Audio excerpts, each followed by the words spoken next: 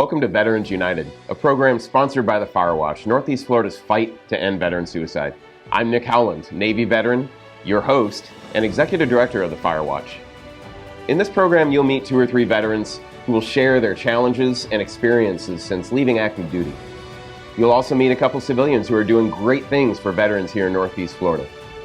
In the meantime, you can help. There's a role for everybody. Visit thefirewatch.org and register as a watchstander. Learn to identify the risk signs of veterans in crisis. Learn to get veterans the help they need. Together, we can end veteran suicide here in Northeast Florida. Enjoy the program.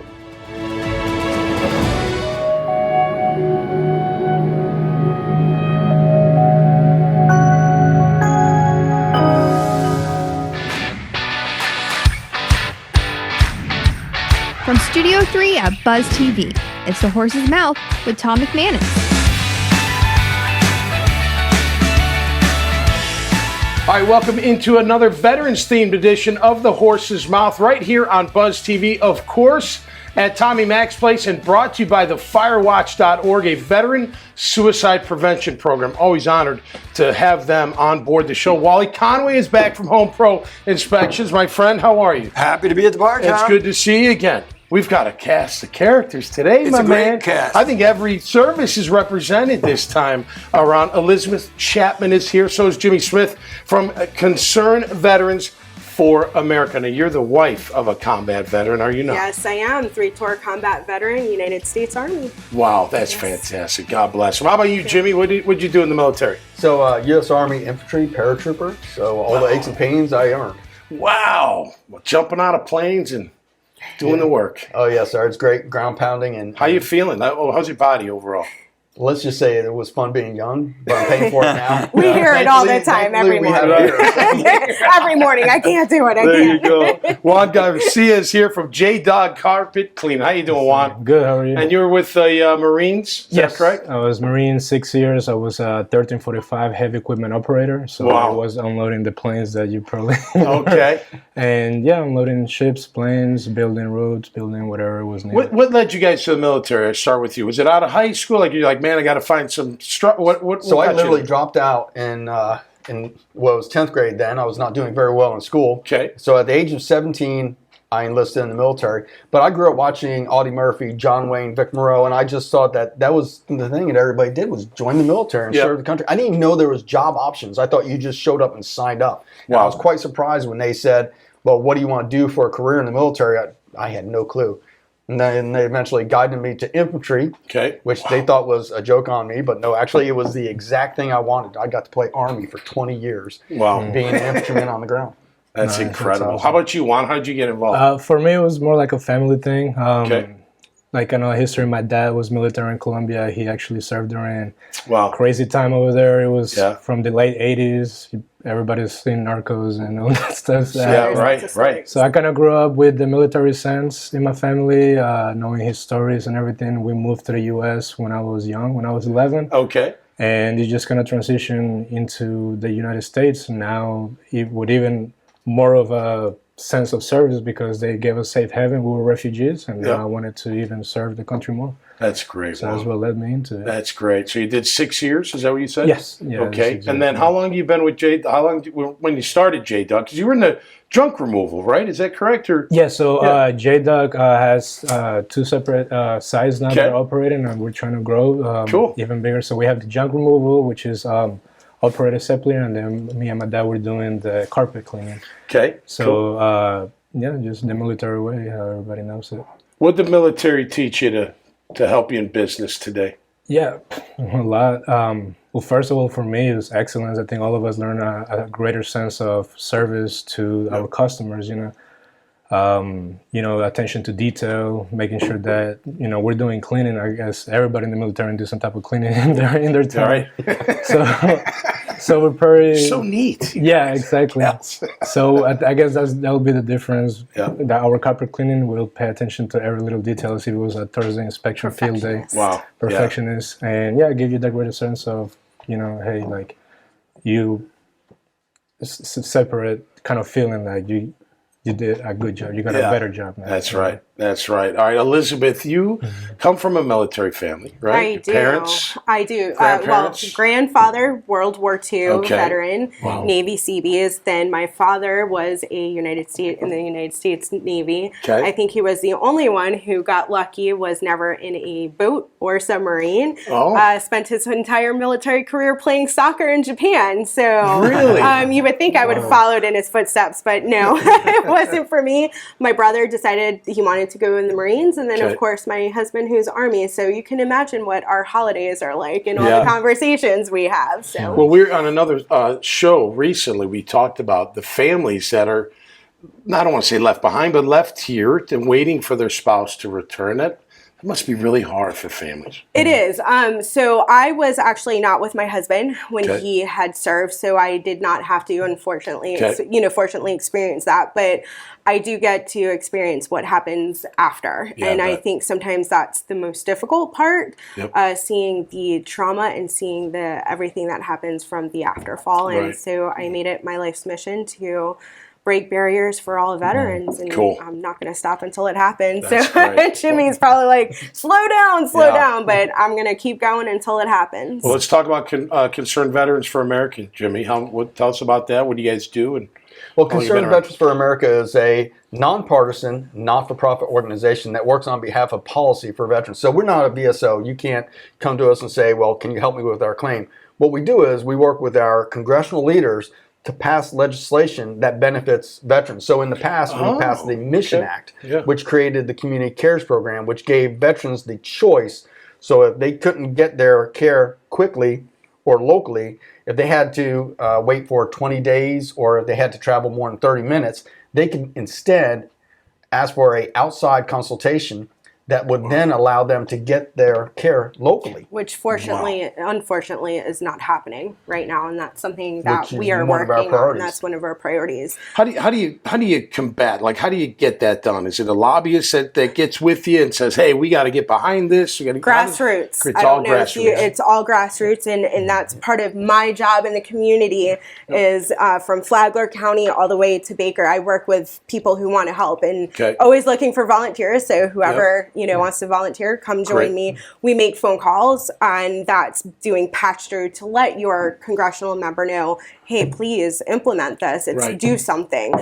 We bombard them with emails. We have people sign petitions, because the more emails you flood them with, the more they're going to say, oh, wow, our constituents really are concerned. We do need to do something about this. An example of that right now is we're out there pushing myvastory.org, because not only do we want to go to our congressional leaders with information and say why, we need the information from the individuals. We're a grassroots organization. Imagine when the privates used to tell the NCOs, hey, this is messed up. The NCOs quite often would ignore them, or the NCOs would tell the officers, and officers would be like, well, we're officers. Well, we're of the mindset that the private was as important. So every single person on the ground that has a VA story can go to myvastory.org. That's all one word. And that allows them to tell their story that we'll carry to the congressional delegation, and we'll tell them, hey, this is the kind of crappy things that's going on for veterans in your community. What are you going to do about it? I can only imagine what I experienced with my husband. Stories, we would be here for hours with the stories that I can tell you.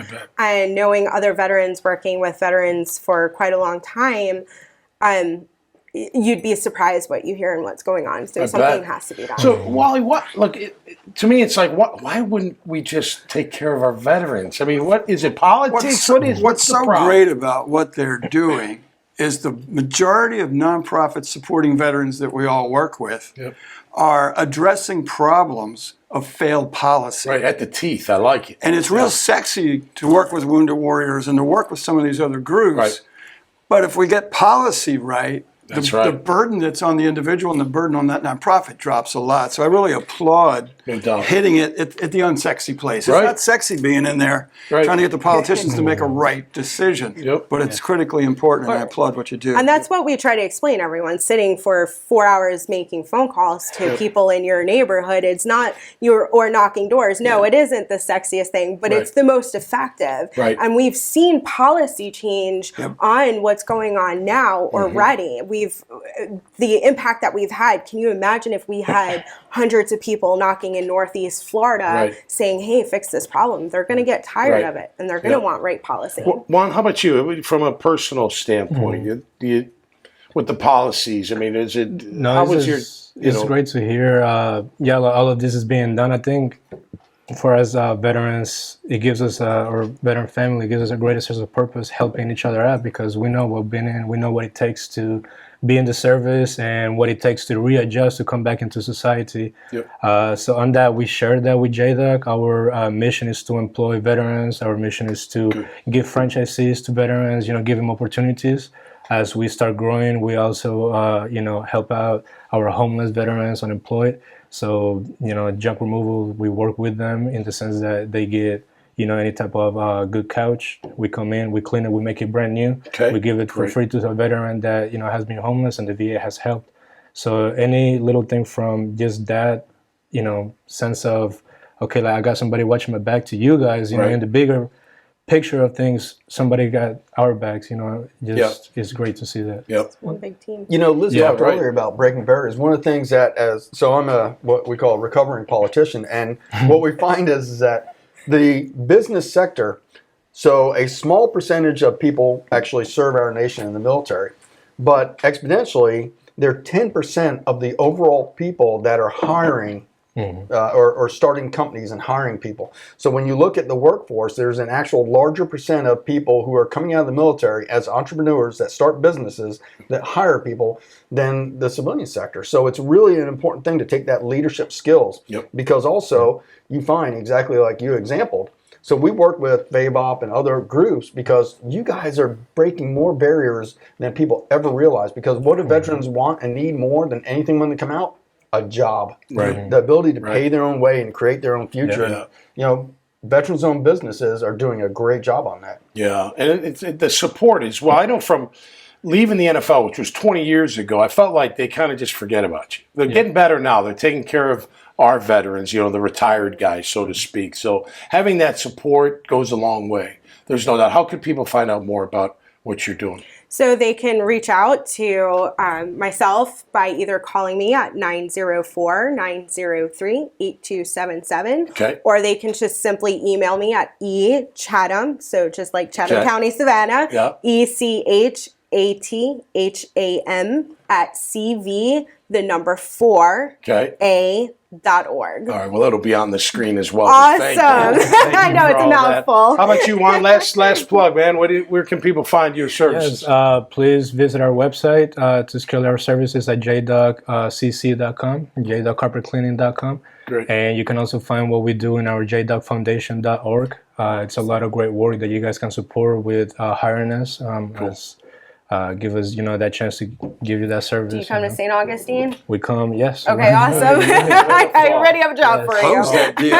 Cheers to what you did for our country and what you're doing now for all of our veterans. Thank you. So big, so important. Cheers. And I'm glad to be a small part of it. Cheers to everybody out there. Thanks, Wally, for bringing it all together. That'll do it for this edition of our veteran theme show of The Horse's Mouth, brought to you by firewatch.org.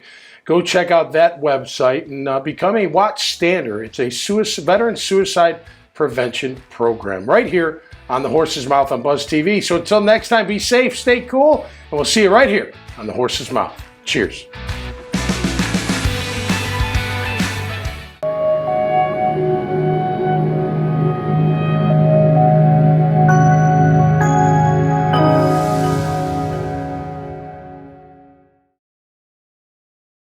Hello, I'm John Rutherford from the United States House of Representatives, and I am a watchstander.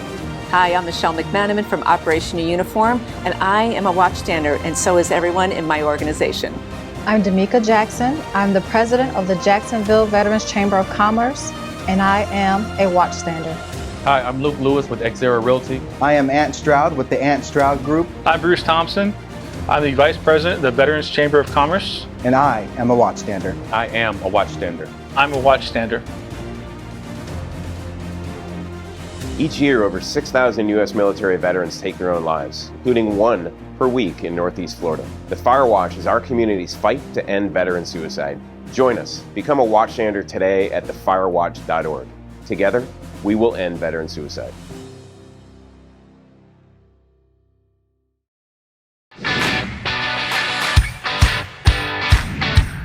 From Studio 3 at Buzz TV, it's The Horse's Mouth with Tom McManus.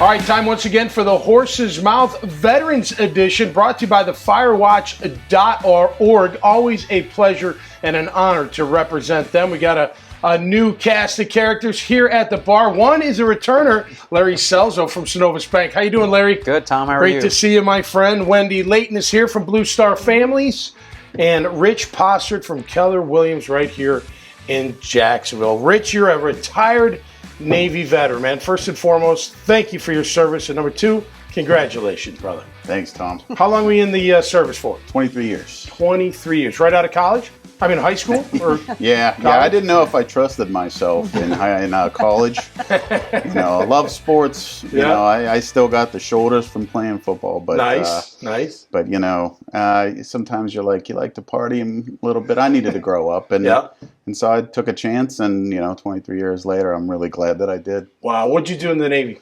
So I was a fire controlman. Whoa. I didn't put out fires. I caused them. So, we work with Tomahawk missiles, everything from Tomahawk missiles all the way down to small arms. Finished the last 10, 12 years of my career training the younger kids to take my place, and lots of fun, good interaction. Set myself up for what I was going to do in the private sector, which is with real estate, teaching folks, guiding folks through, showing them how to get things done.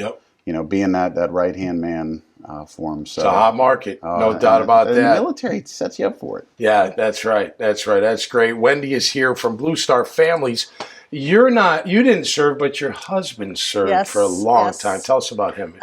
So my husband served in the Navy for 4 years. He was an engineman, USS Boone. Okay. And I actually met him at the USO when I was the center director there, and said, I won't marry another sailor.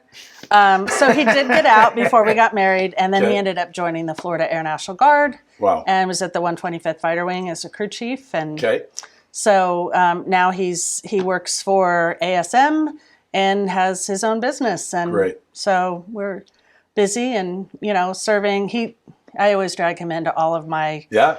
I have a garage full of books right now and a storage unit full of books, so it's his job to help very good build things. And well, you've been supporting the military for a very long time. Yes. Tell us about Blue Star Families and what you guys do. So Blue Star Families, our primary mission is every year we do the annual Military Family Lifestyle Survey, where we collect data from families all over the country. We've had over 12,000 respondents last year. And we try to find out where the gaps are, and we try to plug those holes.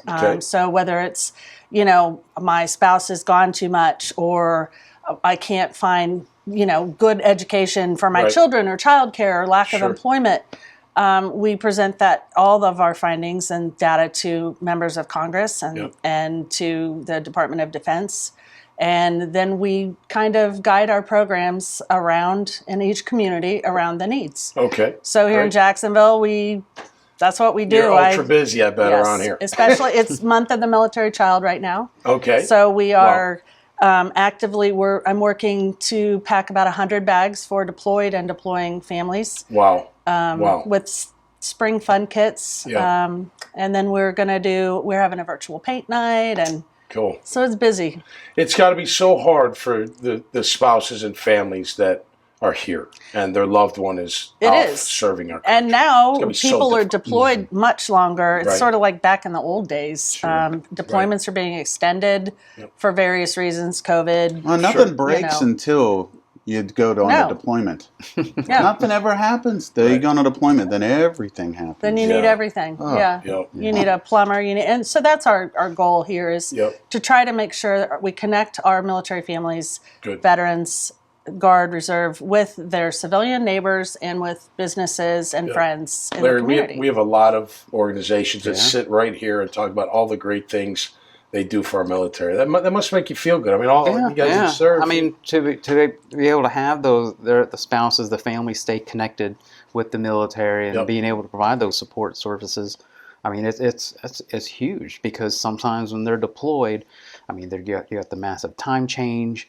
Then you've got sometimes a lack of communication. You know, especially being cut out for months at a time. Yeah, right. Or even you're in a new community. You don't know anybody. Right. You know, what am I supposed to do? I don't know anybody. So that's great that you're. I had you're helping breakfast families. with a submarine wife yesterday up at Kings Bay, and you know, I mean, they haven't had communication for months, and most of their deployment. So it's hard, and she's got 2 little boys, and it's a I can't imagine the stories I've heard over the last couple of months. Just that touches my heart. You know, I always say it's the ultimate sacrifice. You know, and when Pat Tillman died, which was a huge thing, it was a huge thing. And I was doing radio at the time, and it was no disrespect to Pat Tillman because what he did was heroic and tremendous and courageous and everything. But people, you know, they kept saying, "Well, he's walking away from millions of dollars. He's walking away from the NFL. He's doing." I said, "We're not walking away from your family. It's you can't.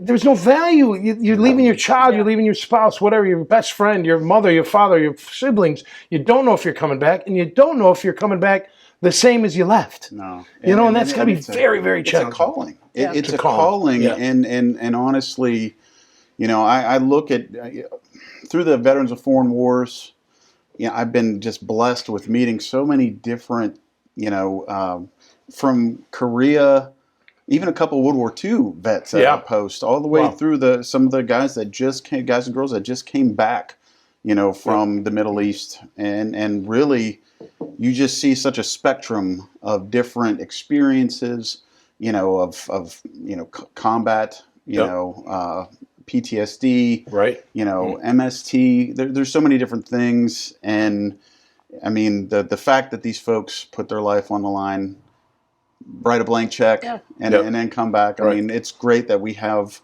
support, you know, functions and support organizations like ours that really help these folks out, because nobody knows until you're boots on the ground. Absolutely. How and fun you know, it is. I've been advocating for military families for so long. I was a military kid also. Okay. My both grandfathers were World War II veterans. Oh, wow. My dad, stepfather were both Marine helicopter pilots. Wow. So this is a lifelong mission for me.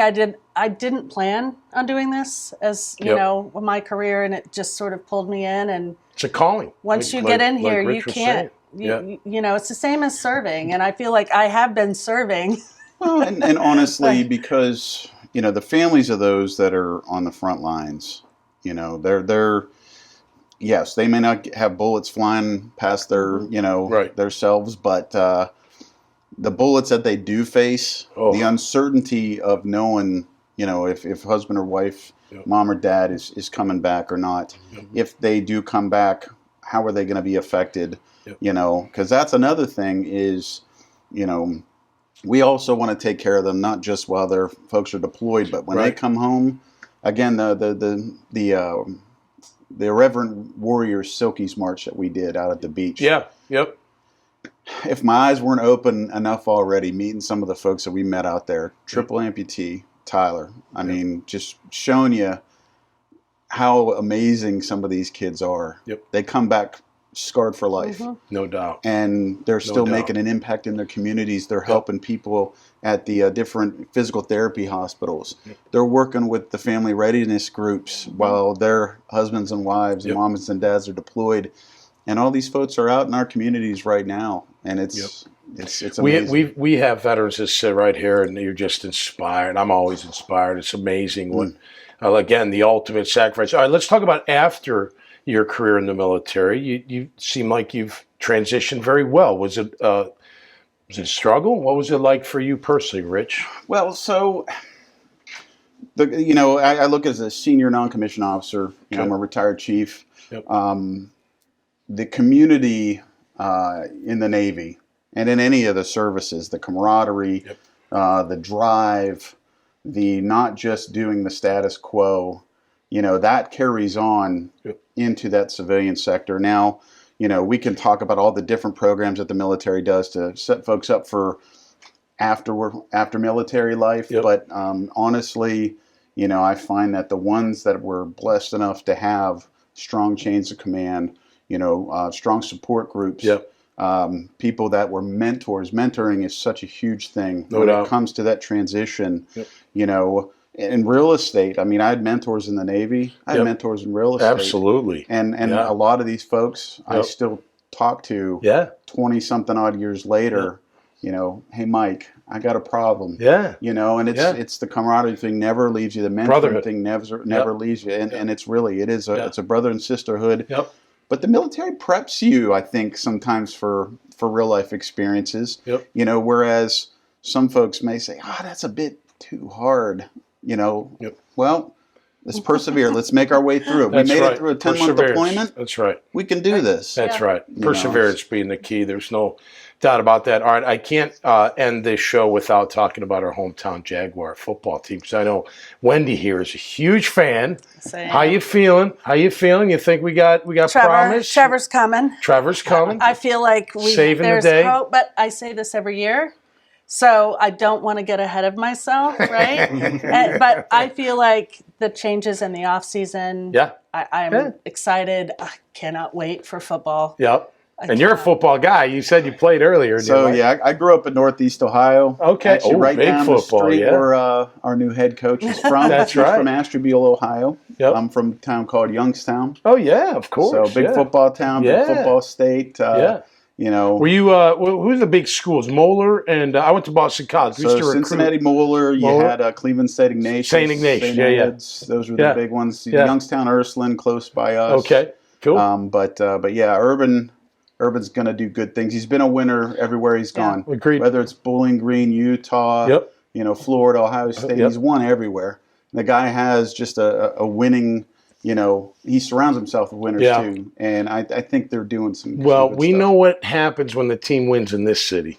Everybody's happy. Oh yeah, we're all doing business. We're all happy. We're all having a good time. So let's cheers to that. We can get back to that. Thank you so much. Thank you, Rich. Thank you again for your service, and Wendy, thanks for all that you're doing for our military families. You're welcome. That's great. All right, my man. For Larry Selzo and us here at Buzz TV, you've been checking out the Veterans Edition of The Horse's Mouth, brought to you by Firewatch.org, a veteran suicide prevention program. We're very honored to have them on this show. Until next time, Jacksonville, be safe, stay cool. We'll see you right here on The Horse's Mouth. Cheers.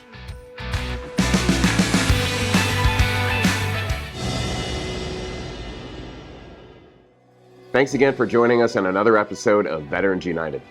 The Firewatch is Northeast Florida's fight to end veteran suicide. There's a role for everybody. Join us as a watchstander. Visit thefirewatch.org and learn to identify the risk signs of veterans in crisis, how to ask veterans if they need help, and how to get veterans the help they need. Together, we will end veteran suicide. The Firewatch, Northeast Florida's fight to end veteran suicide. Today is military... Okay, it was going so well.